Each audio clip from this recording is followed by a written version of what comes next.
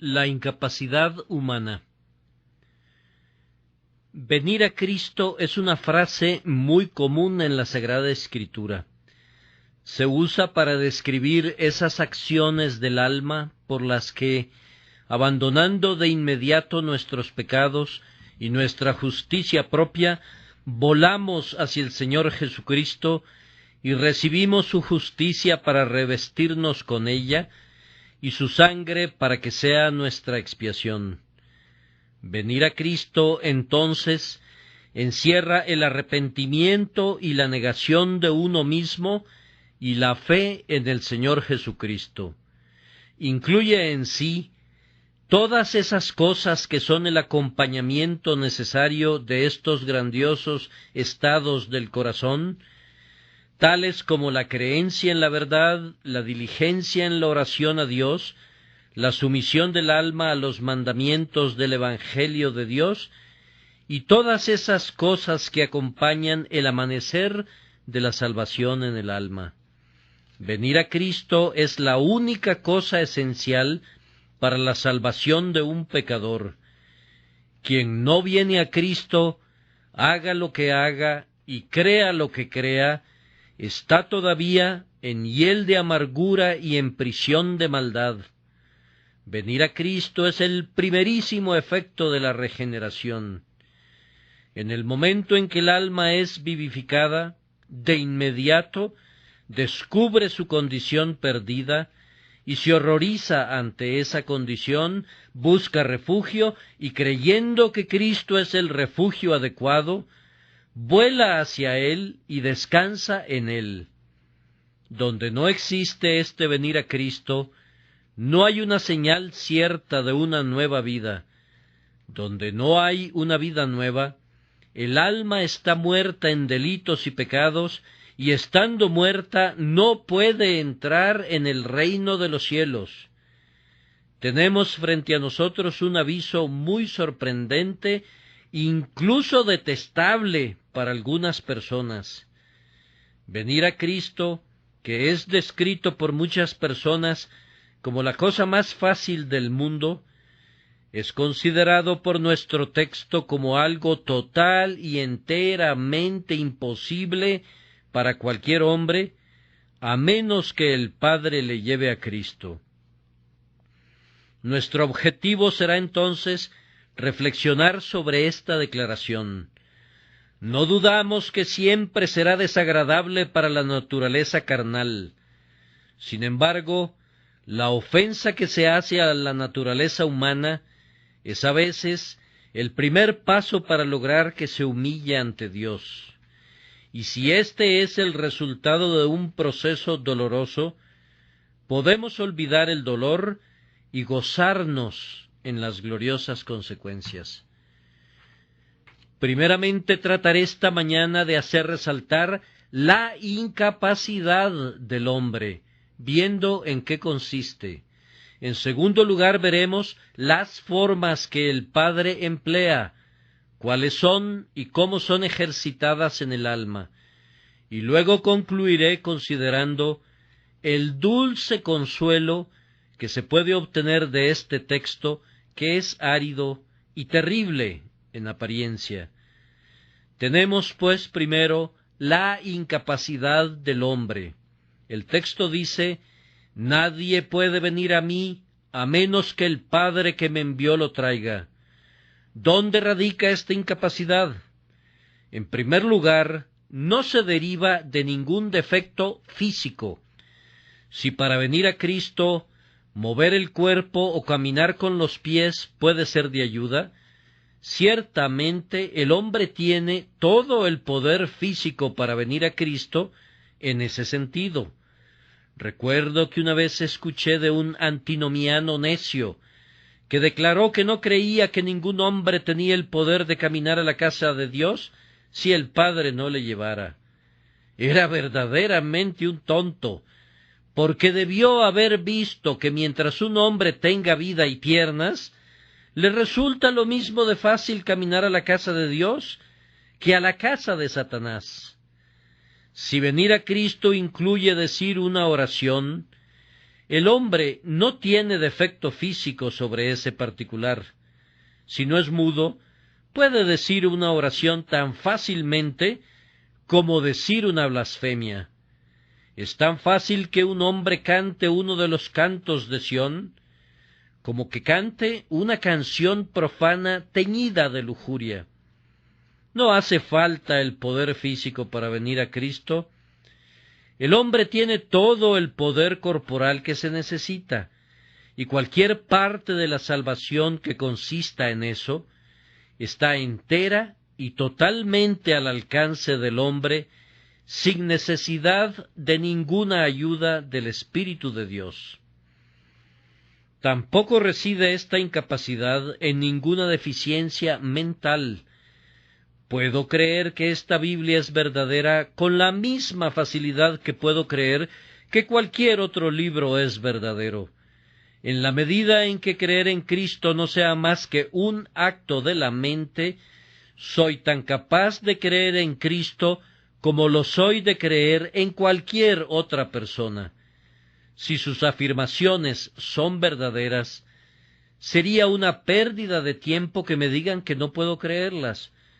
Puedo creer lo que Cristo afirma de la misma manera que puedo creer lo que afirme cualquier otra persona. No hay ninguna falta de capacidad en la mente.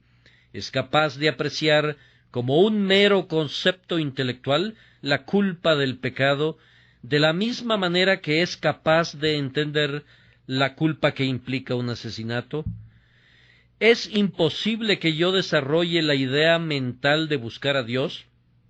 De la misma manera que puedo ejercitar el pensamiento de la ambición. Tengo toda la fortaleza mental y el poder que se pueden necesitar en la medida en que el poder mental sea necesario para la salvación. No hay ningún hombre tan ignorante que pueda argumentar su falta de intelecto como una excusa válida para rechazar el Evangelio. Entonces, el defecto no está ni en el cuerpo, ni en lo que debemos llamar en el sentido teológico la mente. No existe ni insuficiencia ni deficiencia en ella, aunque ciertamente es la depravación de la mente, su corrupción o su ruina, lo que después de todo conforma la esencia misma de la incapacidad del hombre. Permítanme mostrarles en dónde reside realmente la incapacidad del hombre. Está en lo profundo de su naturaleza. Debido a la caída y por medio de nuestro propio pecado, la naturaleza del hombre se ha vuelto tan degradada, depravada y corrupta que es imposible que el hombre venga a Cristo sin la ayuda de Dios el Espíritu Santo. Ahora, con el objeto de poder mostrarles cómo la naturaleza del hombre lo hace incapaz de venir a Cristo, deben permitirme usar esta figura. Vean a esa oveja, observen con qué entusiasmo come de su pasto. ¿No se han enterado nunca de una oveja que busque la carroña? No podría vivir del alimento que corresponde a los leones. Ahora, tráiganme un lobo y ustedes me preguntarán si un lobo puede alimentarse de hierba, si puede ser tan dócil y domesticado como la oveja. Yo respondo que no, pues su naturaleza va en contra de todo eso. Ustedes dicen, bien, tiene orejas y patas. ¿Acaso no puede oír la voz del pastor y seguirlo a donde quiera que vaya? Yo respondo, ciertamente, no hay ninguna causa física por la que no pueda hacerlo, pero su naturaleza se lo impide, y por lo tanto digo que no puede hacerlo. ¿Acaso no puede ser domesticado? ¿No puede desaparecer su naturaleza feroz? Probablemente pueda someterse de tal manera que pueda llegar a parecer manso, pero siempre habrá una marcada diferencia entre el lobo y la oveja, ya que hay una distinción en sus naturalezas. Ahora, la razón de por qué el hombre no puede venir a Cristo no es porque no pueda venir por alguna razón relacionada con su cuerpo o con el simple poder de su mente. El hombre no puede venir a Cristo porque su naturaleza está tan corrompida que no tiene ni la voluntad ni el poder para venir a Cristo a menos que sea traído por el Espíritu. Pero déjenme darles un mejor ejemplo. Vemos a una madre con su bebé en sus brazos. Ustedes le dan un cuchillo y le dicen que le dé al bebé una puñalada en el corazón. Ella responde en verdad de todo corazón, no puedo. Ahora, en lo que se refiere a su poder físico, ella podría si quisiera. Tiene un cuchillo y tiene al niño. El pequeño está indefenso y la madre tiene la suficiente fuerza en su mano para darle una puñalada. Pero tiene mucha razón cuando dice que no puede hacerlo. Es muy posible, como un simple acto de su mente, que la madre piense en matar a su hijo, y sin embargo ella dice que no puede pensar en tal cosa. Y no miente cuando dice eso, porque su naturaleza de madre no le permite hacer algo frente a aquello contra lo que su alma se revela. Simplemente debido a que es la madre del niño, ella siente que no puede matarlo. Sucede lo mismo con el pecador. Venir a Cristo es tan detestable para la naturaleza humana que aunque los hombres podrían venir a Cristo si quisieran, al menos en lo que concierne a las fuerzas físicas y mentales, y éstas, por cierto, tienen una muy reducida esfera de acción en la salvación, es estrictamente correcto decir que ni quieren ni pueden venir a menos que el Padre que ha enviado a Cristo les traiga. Vamos a profundizar más en este tema, tratando de mostrarles en qué consiste esta incapacidad humana en sus más mínimos detalles. En primer lugar tenemos la rebeldía de la voluntad humana. Oh, dice el arminiano, los hombres pueden salvarse si ellos quieren. Respondemos, mi querido señor, todos creemos en eso, pero precisamente en el si ellos quieren es donde está el problema. Afirmamos que nadie quiere venir a Cristo a menos que sea traído.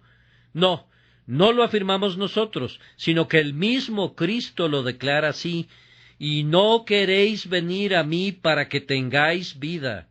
Y mientras ese no queréis venir permanezca en la Santa Escritura, Cristo nunca podrá ser convencido de creer en ninguna doctrina de la libertad de la voluntad del hombre. Es sorprendente cómo la gente, al abordar el tema del libre albedrío, habla de cosas sobre las que no entiende absolutamente nada.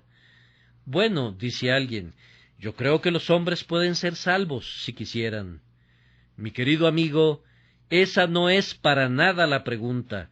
La pregunta es, ¿tienen los hombres la inclinación natural a someterse a las humillantes condiciones del Evangelio de Cristo?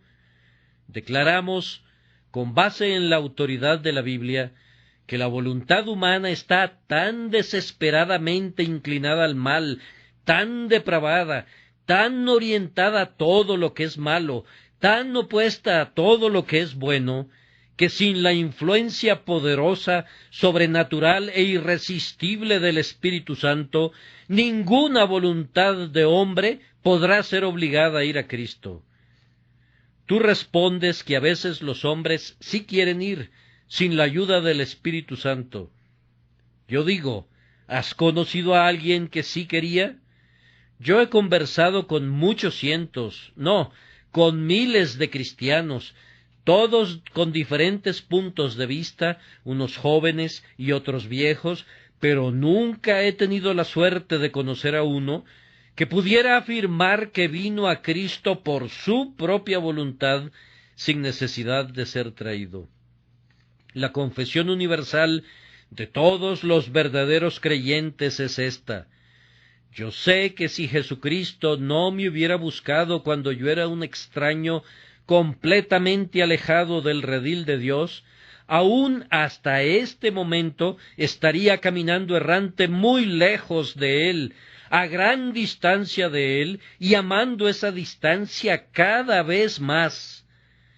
Todos los creyentes afirman, en un consenso general, la verdad de que los hombres no vendrán a Cristo hasta que el Padre, que ha enviado a Cristo, les traiga. Otra vez, no sólo la voluntad es obstinada, sino que el entendimiento está oscurecido. De todo esto tenemos abundantes pruebas en la Escritura. No estoy haciendo una simple aseveración ahora, sino que estoy declarando doctrinas que son enseñadas con autoridad en las Santas Escrituras y conocidas en la conciencia de cada cristiano, que el entendimiento del hombre está de tal manera entenebrecido que no puede entender las cosas de Dios de ninguna manera hasta que su entendimiento sea abierto. El hombre interior es ciego por naturaleza. La cruz de Cristo, tan cargada de glorias y brillando con todo tipo de atractivos, nunca le atrae, porque está ciego y no puede ver sus maravillas. Háblale de las maravillas de la creación, muéstrale el arco iris que surca el cielo, déjale mirar las glorias de un paisaje. Claro que estas cosas sí las puede ver. Pero háblale de las maravillas del pacto de gracia, coméntale acerca de la seguridad que tiene el creyente en Cristo, dile las bellezas de la persona del Redentor, y verás que está sordo a todas tus descripciones. O regresemos al versículo que notamos de manera especial en nuestra lectura. El hombre animal no percibe las cosas que son del Espíritu de Dios, porque le son locura, y no las puede entender, porque se han de examinar espiritualmente, y en tanto que es un hombre natural, no tiene el poder de discernir las cosas de Dios. Bien, dice uno, creo que he desarrollado un criterio razonable en los temas de teología. Pienso que casi puedo entenderlo todo. Cierto, puedes haberlo logrado en cuanto a la letra, pero en su espíritu y en una verdadera recepción que penetre hasta el alma y su comprensión verdadera, no puedes haberlas logrado, a menos que hayas sido traído por el Espíritu. Pues en tanto que esta escritura sea verdad, es decir, que el hombre carnal no puede entender las cosas espirituales, es imposible que las hayas entendido a menos que hayas sido regenerado y hayas sido hecho un hombre espiritual en Cristo Jesús. Entonces la voluntad y el entendimiento son dos grandes puertas impidiendo ambas nuestro paso para venir a Cristo.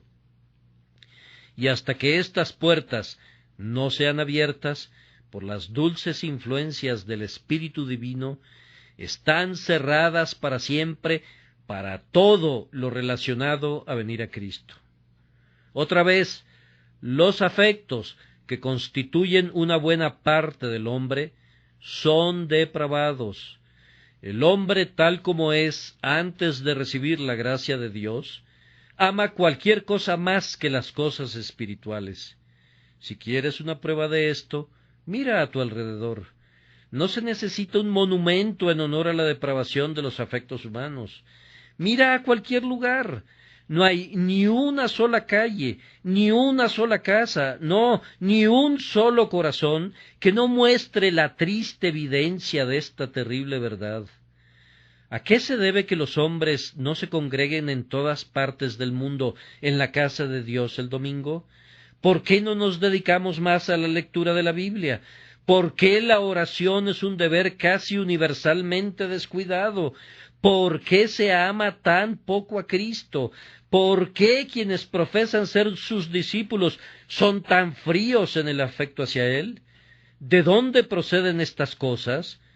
Con toda seguridad, hermanos, no podemos encontrar otra fuente sino esta, la corrupción y contaminación de los afectos. Amamos lo que debemos odiar y odiamos lo que debemos amar. La razón por la que amamos más esta vida que la vida venidera es la naturaleza humana caída. No es sino por efecto de la caída que amamos más al pecado que a la justicia, y a los caminos de este mundo más que a los caminos de Dios. Y repetimos de nuevo, hasta que estos afectos sean renovados y convertidos en un nuevo canal por medio del llamado soberano del Padre, no es posible que ningún hombre ame al Señor Jesucristo. Otra vez, la conciencia también ha sido dominada completamente por la caída. Creo que el mayor error que cometen los teólogos es cuando le dicen a la gente que la conciencia es representante de Dios en el alma y que es uno de esos poderes que retienen su antigua dignidad alzándose erguido entre sus compañeros caídos. Hermanos míos, cuando el hombre cayó en el huerto del Edén, la humanidad entera cayó. No hubo ni un solo pilar del templo humano que permaneciera erguido. Es cierto, la conciencia no fue destruida. El pilar no se rompió. Cayó y cayó en una sola pieza y allí quedó, como el más poderoso fragmento de lo que fue una vez la obra perfecta de Dios en el hombre. Pero esa conciencia está caída, estoy seguro. Simplemente miren a los hombres. ¿Quién posee de todos los hombres una buena conciencia delante de Dios, sino el hombre regenerado? ¿Piensan ustedes que si las conciencias de los hombres les hablaran siempre de manera fuerte y clara, vivirían cometiendo cada día actos tan opuestos a la justicia como las tinieblas se oponen a la luz? No, amados, la conciencia me podrá decir que soy un pecador, pero es una conciencia que no me puede hacer sentir que soy un pecador. La conciencia me podrá decir que tal y tal cosa es mala, pero ¿qué tan mala es? Esa misma conciencia no lo sabe. ¿Acaso le ha dicho la conciencia alguna vez a alguien, sin la iluminación del Espíritu, que sus pecados merecen la condenación? O si alguna conciencia alguna vez hizo eso, ¿guió a ese hombre a sentir el aborrecimiento del pecado como pecado? De hecho, alguna vez una conciencia trajo al hombre a tal negación de sí mismo que llegó a sentir aborrecimiento de sí y de todas sus obras y la necesidad de venir a Cristo. No, la conciencia, aunque no está muerta, está arruinada. Su poder está dañado, ya no tiene esa agudeza visual, ni esa mano poderosa, ni esa voz de trueno que tuvo antes de la caída. Ha dejado de ejercer, hasta cierto punto, su supremacía en la ciudad de alma humana. Entonces, amados, debido a la depravación de la conciencia, se requiere que el Espíritu Santo intervenga para mostrarnos nuestra necesidad de un Salvador y para traernos al Señor Jesucristo. Sin embargo, dirá alguno, en todo lo que has dicho hasta ahora, me da la impresión que consideras que la razón por la que los hombres no vienen a Cristo es que ellos no quieren en lugar que no pueden. Cierto, muy cierto. Creo que la razón de mayor importancia de la incapacidad del hombre es la rebeldía de su voluntad. Una vez que se supera la rebeldía, creo que se ha quitado esa gran piedra que tapa el sepulcro y ya está ganada la parte más dura de la batalla. Pero permítanme ir un poco más lejos. Mi texto no dice ningún hombre quiere venir, sino que dice, ningún hombre puede venir. Ahora, muchos comentaristas creen que la palabra puede no es más que una expresión que no conlleva otro significado más que el de quiere. Estoy convencido que esto no es correcto. No solamente hay en el hombre una renuencia a ser salvado, sino que también hay impotencia espiritual para venir a Cristo. Y esto se lo puedo demostrar a cualquier cristiano con mucha facilidad. Amados, me dirijo a los que ya han sido vivificados por la gracia divina. No les enseña su experiencia, que hay momentos en los cuales quieren servir a Dios, pero que sin embargo no pueden hacerlo. No se han visto obligados a veces a decir que han querido creer, pero han tenido que orar, Señor, ayuda a mi incredulidad, porque a pesar que tienen todo el deseo de recibir el testimonio de Dios, su propia naturaleza carnal ha sido demasiado poderosa para ustedes, de tal manera que han sentido la necesidad de ayuda sobrenatural. Puedes entrar en tu habitación a cualquier hora y caer de rodillas y decir, bien, quiero ser diligente en la oración y estar más cerca de Dios. Yo te pregunto, ¿ves que tu poder es igual a tu querer?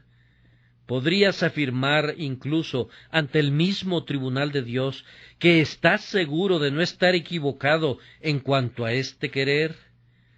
Tú quieres ser envuelto en devoción, deseas no alejarte de la pura contemplación del Señor Jesucristo, pero te das cuenta que no puedes lograrlo aun queriéndolo sin la ayuda del Espíritu. Pues bien, si el Hijo de Dios, que tiene una nueva vida, encuentra una incapacidad espiritual, ¿cuánto más no le encontrará el pecador que está muerto en delitos y pecados? Si el cristiano maduro, después de 30 o 40 años, aún encuentra que quiere, pero no puede, si tal es su experiencia, ¿no parece más probable que el pobre pecador que todavía es incrédulo necesite tanto el poder como el querer? Pero hay otro argumento todavía. Si el pecador tiene poder para venir a Cristo, me gustaría saber cómo debemos interpretar las continuas descripciones de la situación del pecador que encontramos en la santa palabra de Dios. Ahora bien, se dice que un pecador está muerto en delitos y pecados. ¿Podrías afirmar que la muerte sólo significa la ausencia de la voluntad? Ciertamente un cadáver es tanto incapaz como renuente. ¿O acaso no ven todos los hombres que hay una distinción entre querer y poder? ¿No podría ese cadáver ser lo suficientemente revivido para tener voluntad y sin embargo ser tan impotente que ni siquiera puede mover su mano o su pie? ¿Acaso no hemos visto casos de personas que han sido suficientemente reanimadas para mostrar evidencias de vida, pero que sin embargo han estado tan cerca de la muerte que no han podido hacer el más leve movimiento? ¿No hay una clara diferencia entre dar el querer y dar el poder? Sin embargo, es muy cierto que donde se da el querer, se tendrá el poder. Logren que un hombre quiera, y ese hombre será hecho poderoso, pues cuando Dios da el querer, Él no atormenta al hombre haciéndolo desear eso que no puede alcanzar. Sin embargo, Dios hace tal división entre el querer y el poder, que se ve que ambas cosas son dones muy distintos del Señor nuestro Dios. A continuación tengo que hacer otra pregunta. Si eso fuera todo lo que el hombre necesita para querer, ¿no se degrada con ello de inmediato al Espíritu Santo? No tenemos la costumbre de dar toda la gloria de la salvación obrada en nosotros a Dios el Espíritu Santo, pero si todo lo que el Dios el Espíritu Santo hace por mí es darme el querer hacer estas cosas por mí mismo, ¿no nos hacemos partícipes en gran medida de su gloria? Y no podría entonces ponerme de pie y decir con toda osadía: es cierto que el Espíritu me dio la voluntad de hacer esto, pero aun así yo lo hice por mí mismo, y por lo tanto yo también puedo gloriarme. Puesto que yo hice todas estas cosas sin ayuda de lo alto, no voy a arrojar mi corona a sus pies. Es mi corona, yo me la gané, y yo la voy a conservar. Mientras en la Escritura se diga que el Espíritu Santo es siempre la persona que obra en nosotros tanto el querer como el hacer por su buena voluntad, mantendremos como una legítima conclusión que su obra consiste en algo más que en hacernos querer. Por lo tanto, debe haber algo más que la falta de querer en un pecador. Debe haber una real y absoluta falta de poder. Ahora, antes de dejar este tema, permítanme decirles esto. A menudo se me acusa de predicar doctrinas que pueden hacer mucho daño. Pues bien, no voy a negar esa acusación, pues no soy cuidadoso cuando respondo en esta materia. Aquí están presentes varios testigos que pueden corroborar que las cosas que he predicado han hecho mucho daño, no a la moralidad o a la Iglesia de Dios. El daño se le ha hecho a Satanás. No son uno ni dos, sino muchos cientos los que se gozan en esta mañana de haber sido traídos a su Dios. Han sido traídos a conocer y a amar al Señor Jesucristo, después de haber sido profanos quebrantadores del día de guardar, borrachos o personas mundanas. Y si esto es hacer daño, que Dios, en su infinita misericordia, nos envíe más de estos males. Pero aún hay más. ¿Qué verdad hay en el mundo que no hiera al que quiere ser herido por ella? Los que predican la redención general gustan de proclamar la gran verdad de la misericordia de Dios hasta el último momento. Pero ¿cómo se atreven a predicar eso? Muchas personas son afectadas al posponer el día de la gracia, convencidas que la última hora es tan buena como la primera. Pues qué, si predicáramos cualquier cosa que el hombre pueda utilizar indebidamente o pueda abusar de ello, entonces deberíamos guardar silencio para siempre. Todavía hay quien dice: pues bien, si yo no puedo salvarme a mí mismo y no puedo venir a Cristo, debo quedarme quieto y no hacer nada. Si hay hombres que dicen eso, serán condenados. Les hemos repetido con mucha claridad que hay muchas cosas que pueden hacer. Encontrarse continuamente en la casa de Dios está en su poder. Estudiar la palabra de Dios con diligencia está en su poder. Renunciar a los pecados visibles, abandonar los vicios que ustedes practicaban, lograr que su vida sea honesta, sobria y justa, está en su poder.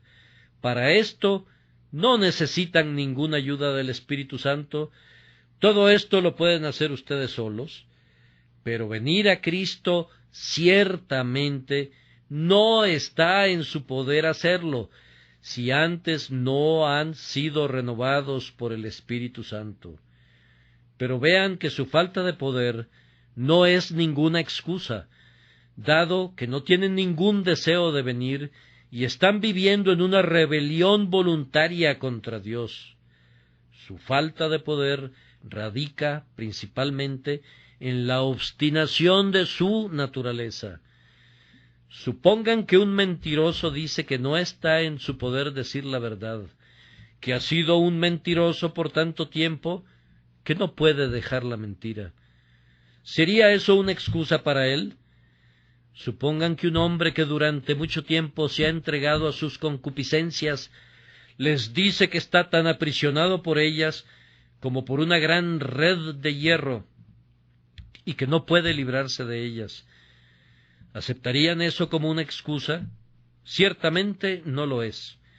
Si un borracho se ha vuelto tan alcohólico que le resulta imposible pasar frente a una cantina sin entrar en ella, ¿le disculparían por eso? No, puesto que su incapacidad para reformarse está en su naturaleza, que no quiere ni reprimir ni conquistar. El acto y la causa de ese acto provienen ambos de la raíz de pecado y son dos males que no pueden excusarse el uno al otro. Es debido a que aprendieron a hacer el mal que ahora no pueden aprender a hacer el bien, y por tanto, en lugar de permitirles que se sienten y comiencen a buscar excusas, déjenme poner un rayo debajo de su pereza para que se asusten verdaderamente y se levanten. Recuerden que no hacer nada es quedar condenados por toda la eternidad. Oh, que Dios el Espíritu Santo quiera usar esta verdad en un sentido muy diferente. Confío en que antes de terminar podré mostrarles cómo es que esta verdad, que aparentemente condena a los hombres y les cierra las puertas, es, después de todo, la gran verdad que ha sido bendecida para la conversión de los hombres. Nuestro segundo punto es las formas que el Padre emplea. Ninguno puede venir a mí si el Padre que me envió no le trajere. Entonces, ¿cómo trae el Padre a los hombres? Los teólogos arminianos generalmente afirman que Dios trae a los hombres por la predicación del Evangelio. Muy cierto, la predicación del Evangelio es el instrumento para traer a los hombres, pero tiene que haber algo más que esto. Déjenme preguntarles, ¿a quién dirigió Cristo estas palabras? Pues a la gente de Capernaum, donde él había predicado con frecuencia, donde había pronunciado tristemente y lamentando los ayes de la ley y las invitaciones del Evangelio. En esa ciudad había realizado poderosas obras y había hecho muchos milagros. En efecto, tantas enseñanzas y tantos testimonios milagrosos les habían dado, que él declaró que Tiro y Sidón se habrían arrepentido desde mucho tiempo atrás, en cilicio y ceniza, si hubieran sido bendecidas con tales privilegios. Ahora, si la predicación del propio Cristo no bastó para hacer capaces a estos hombres para venir a Cristo, ¿no puede ser posible que todo lo que se necesitaba para que el Padre trajera a los hombres era simplemente la predicación? No, hermanos, fíjense bien, él no dice que ningún hombre puede venir a menos que el ministro lo trajere, sino que dice a menos que el Padre lo trajere. Ahora bien, existe tal cosa como ser traído por el Evangelio y ser traído por el ministro sin ser traído por Dios. Claramente es una atracción divina la que se quiere describir con esto, una atracción del Dios Altísimo, la primera persona de la Santísima Trinidad, que envía a la tercera persona, el Espíritu Santo, para inducir a los hombres a venir a Cristo. Otra persona se voltea y dice con una sonrisa burlona, entonces, ¿piensas que Cristo arrastra a los hombres hacia Él al ver que ellos no quieren? Recuerdo una conversación con alguien que me dijo una vez, tú predicas que Cristo arrastra a la gente tomándola de los cabellos y los lleva hacia Él. Yo le pedí que me diera la fecha del sermón en que prediqué esa extraordinaria doctrina, pues si la recordaba, se lo iba a agradecer. Sin embargo, no pudo recordarla. Pero respondí que, si bien es cierto que Cristo no arrastra a la gente tomándolos de los cabellos, creo que los atrae tomándolos del corazón, de manera tan poderosa como el ejemplo que tu caricatura sugiere. Fíjense bien que en la atracción del Padre no hay ningún tipo de compulsión. Cristo nunca obligó a nadie a venir a Él en contra de su voluntad. Si un hombre no quiere ser salvado, Cristo no lo salva en contra de su voluntad. Entonces, ¿cómo le trae el Espíritu Santo? Pues haciendo que quiera venir. Es cierto que utiliza la persuasión moral. Él conoce un método más cercano para tocar al corazón. Va a la fuente secreta del corazón y Él sabrá cómo, por medio de alguna operación misteriosa, cambia la voluntad y la pone mirando en la dirección contraria, de tal manera que el hombre es salvado con pleno consentimiento en contra de su voluntad, es decir, en contra de su vieja voluntad es salvado, citando las palabras paradójicas de Ralph Erskine. Pero él es salvado con su pleno consentimiento, porque se le ha infundido el querer en el día del poder de Dios. No se imaginen que alguien vaya a ir al cielo pataleando todo el camino y forcejeando contra la mano que lo lleva.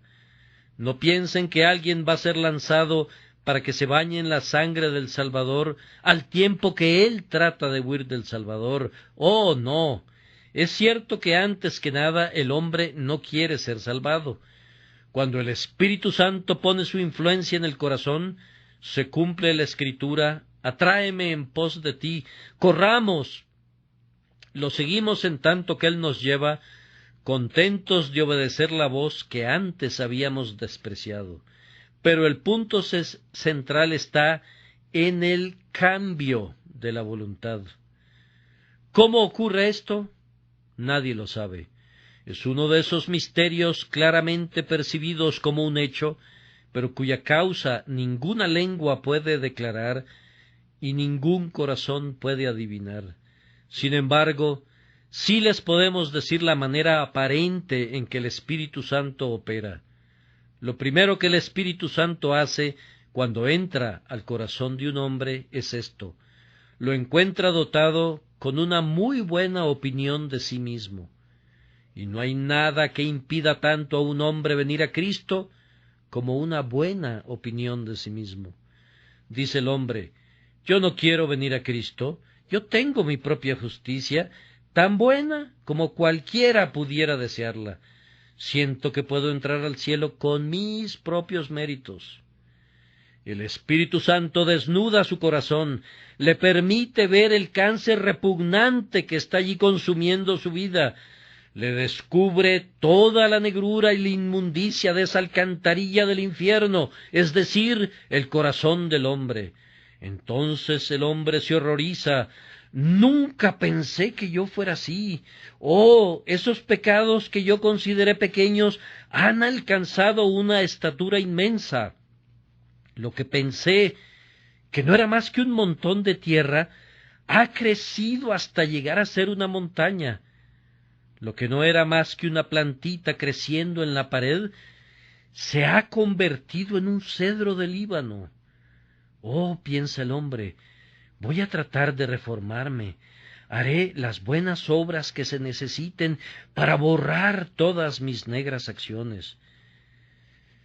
Entonces viene el Espíritu Santo y le muestra que no puede hacer esto, le quita el poder imaginario y la fuerza que estaba en la fantasía, de tal forma que el hombre cae de rodillas y en agonía exclama: «Oh, pensé una vez que podía salvarme por mis buenas obras, pero ahora me doy cuenta que mis lágrimas podrían rodar eternamente, mi celo podría no conocer el descanso, mi pecado no puede ser expiado con nada.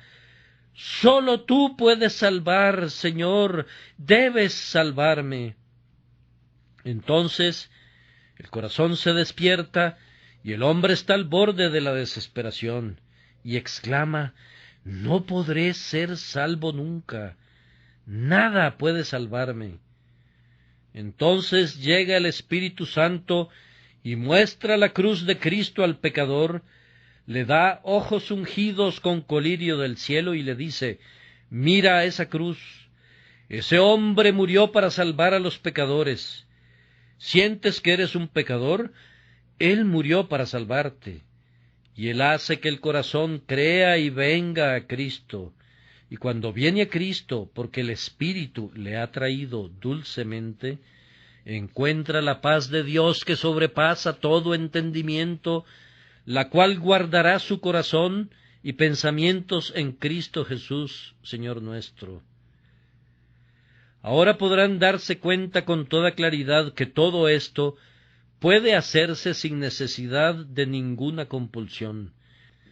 El hombre es traído tan de buena gana que es como si no fuera traído, y viene a Cristo dando su pleno consentimiento tan de buena gana como si ninguna secreta influencia hubiera sido aplicada a su corazón.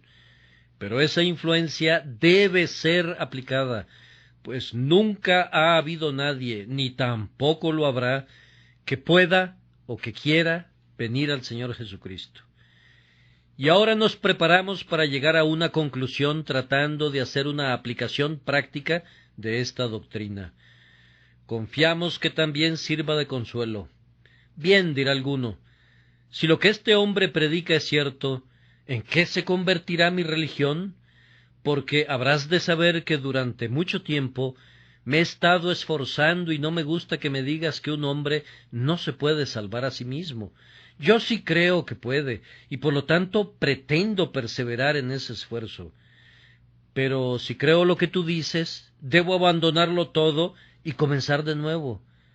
Queridos amigos, sería algo muy bueno que lo intenten. No crean que voy a reaccionar con alarma si lo hacen. Recuerden, están construyendo su casa sobre la arena, y sólo es un acto de caridad que yo la sacuda un poco. Les aseguro, en el nombre de Dios, que si su religión no tiene un mejor fundamento que la propia fuerza de ustedes, no podrán resistir el juicio de Dios.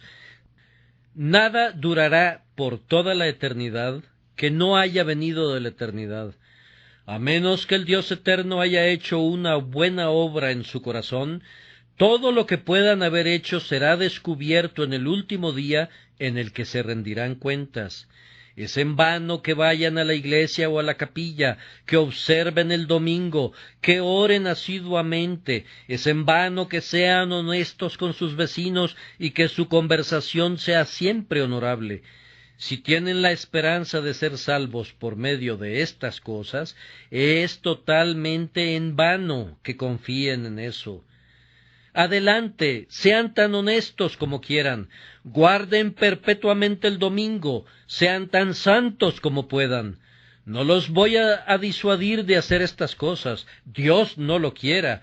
Crezcan en ellas, pero no confíen en ellas, pues si confían en ellas encontrarán que no funcionan cuando más las necesiten. Y si hay algo más que ustedes crean que pueden hacer sin la ayuda de la divina gracia, entre más pronto se liberen de la esperanza que se pudo haber engendrado así, mejor para ustedes, pues es una vana ilusión confiar en algo hecho por la carne. Un cielo espiritual debe ser habitado por hombres espirituales, y la preparación para entrar allí debe ser realizada por el Espíritu de Dios. Bien, exclama uno, yo he estado participando en un grupo donde se me ha dicho que yo podía, por decisión propia, arrepentirme y creer, y la consecuencia de eso es que he venido posponiendo esa decisión cada día. Pensé que podía venir en el día que yo quisiera, que yo solo tenía que decir, Señor, ten misericordia de mí, y creer, y entonces sería salvo. Ahora usted me ha arrebatado toda esta esperanza, Señor. Siento que el asombro y el horror se apoderan de mí. De nuevo digo, mi querido amigo, eso me da mucho gusto. Este era el efecto que yo esperaba conseguir por la gracia de Dios. Ruego que sientas cada vez más eso. Cuando ya no tengas ninguna esperanza de salvarte a ti mismo, tendré la esperanza de que Dios ha comenzado a salvarte. Tan pronto como tú digas: «Oh, no puedo venir a Cristo, Señor, toma mi mano, ayúdame», me regocijaré por ti. El que tiene el querer, aunque no tenga el poder, siente que la gracia ha comenzado a trabajar en su corazón, y Dios no lo dejará hasta que el trabajo haya sido terminado. Pero tú, pecador despreocupado, aprende que tu salvación está ahora en las manos de Dios. Oh, recuerda que tú estás enteramente en las manos de Dios. Has pecado contra Él, y si Él quiere condenarte, condenado estás.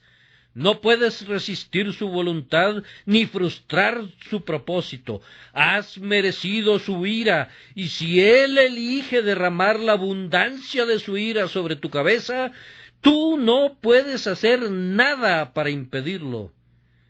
Si por otro lado Él elige salvarte, Él es capaz de hacerlo completamente, pero tú estás en su mano de la misma manera que lo puede estar la mariposa del verano bajo tu propio dedo.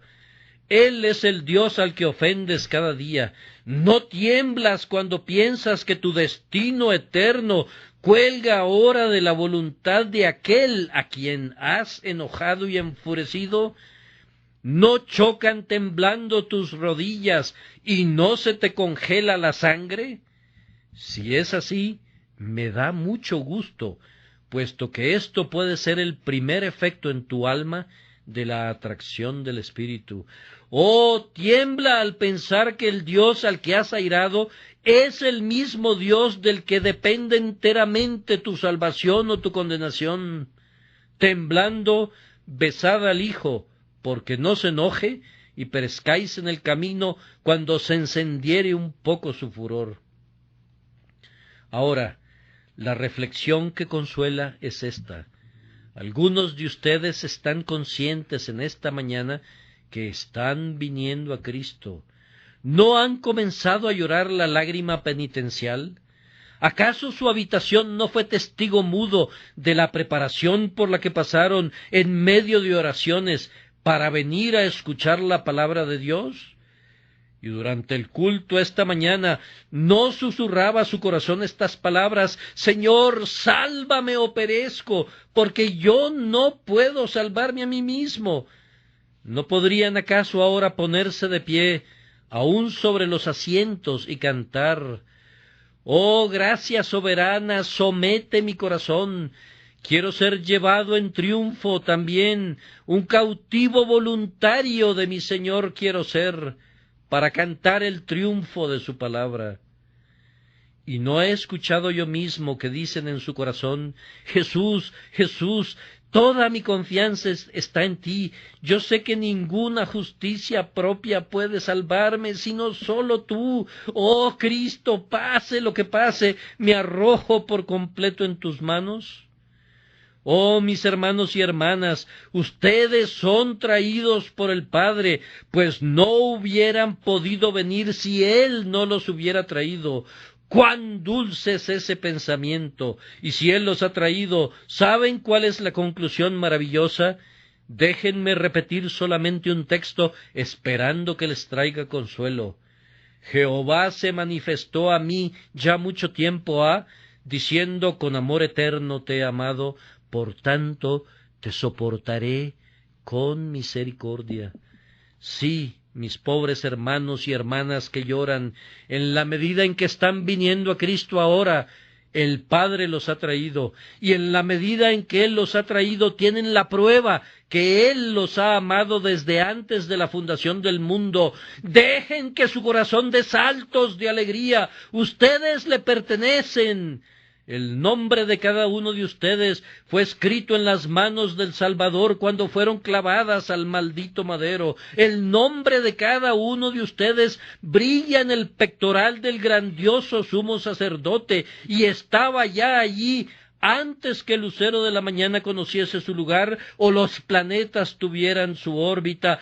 Gócense en el Señor todos ustedes que han venido a Cristo, y den voces de alegría todos ustedes que han sido traídos por el Padre, pues esta es la prueba con que cuentan su solemne testimonio de que han sido elegidos en eterna elección de entre todos los hombres, y de que serán guardados por el poder de Dios por medio de la fe para la salvación que está lista para ser revelada.